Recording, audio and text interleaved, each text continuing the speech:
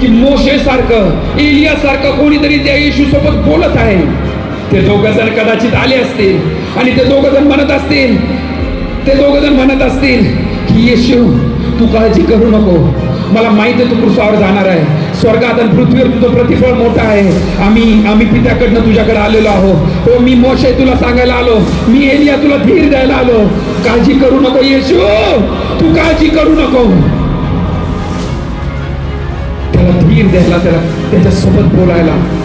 माझा परमेश्वर पण मनुष्य होता, त्याचं मन पण तुटत होतं, त्याला पण अडचण होत होती. त्यावेळेस त्यांनी काय केलं? त्यांनी प्रार्थना केली. कलीसिया प्रार्थना केली. काय आज प्रार्थनामय जीवन आपलं तसं आहे काय? दाऊदाची पत्नी, त्याचे लेकरं सर्व एरियात जाळून टाकला. त्याला वाटलं त्याच्या पत्नीला मारलं, तिच्यासोबत बलात्कार केला, तिला मुलीला कापून टाकलं. काय त्याला माहित नाही. तो म्हटलं आता सगळं जळून गेलं, आता माझं कोणीच उरलं नाहीये, माझं सर्व पूर्ण मला यांनी मारून टाकलं, इस्रायल मधून शौलाने मला हकलून टाकलं, आता माझं कोणीच नाहीये. मला न्याय करायला आता मी कुठून कसा करू? आणि असा दावीद रडत होता. आज तुमचे प्रॉब्लेम त्या डोंगरासारखे असतील, तुमच्या समस्या त्या समुद्रासारख्या जरी असतील, तर दावीदाने जे केलं ते तुम्हाला करायचं आहे. दावीद म्हटलं एफोद वस्त्र घेऊन ये, मला परमेश्वराच्या हुजुरीमध्ये म्हणायचं आहे की तू माझ्यासोबत असं कसं करू शकतो? त्या फलिस्तीननी सगळं नाश केला, हो त्या फलिस्तीननी माझ्यावर पराक्रम केला. हे परमेश्वर माझी प्रार्थना ऐक, हो मला उत्तर दे. काय मी जाऊन त्यांना गाठू का? काय माझी बायको जिवंत आहे का?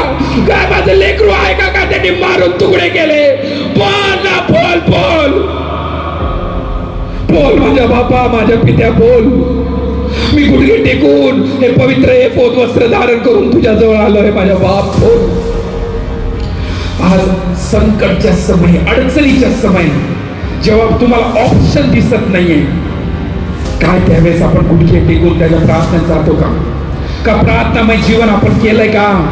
लक्ष आहे का कलीसिया? का प्रार्थनामय जीवन तसं आहे का? आणि मग दावीदाला परमेश्वर म्हटला, दावीद उठ, बोला दावीद उठ, बोला जा. येशू मी आज तुला आज्ञा करतो की तू त्या फलिस्त्यांवर, जे अमेरिकी आहे, फलिस्ती, जे कोणी तुझे शत्रू आहे, त्यांच्यावर चढाई करून ये आणि केवळ तुझी बायको लेकरू सुरक्षित तू आण. तेव्हाच त्याला माहित झालं की माझी बायको जिवंत आहे. हालेलुया. तेव्हा त्याला कळालं माझे लेकरं जिवंत आहे. त्यांनी तलवार काढली म्यानातून आणि 300 लोक सोबत घेतले आणि त्यांनी ते चढाई करून त्यांच्यावर गेला. दुपारपासून त्यांचा सहार केला तर 24 तास त्यांच्यावर अटॅक करत गेला.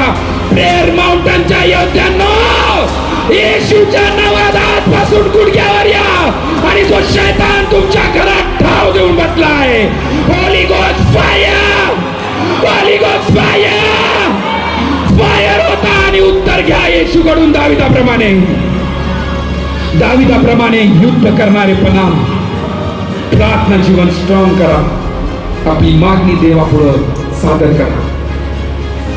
देवाच्या वचनाचं जसं दाऊदने पालन केलं. यहोशुआ 1:8 मध्ये काय लिहिलंय? हा दुसरा विषय काय आहे? देवाच्या वचनाचे, बोला ना शेजारच्यांना, देवाच्या वचनाचे पालन करा. देवाच्या वचनाचे पालन करा.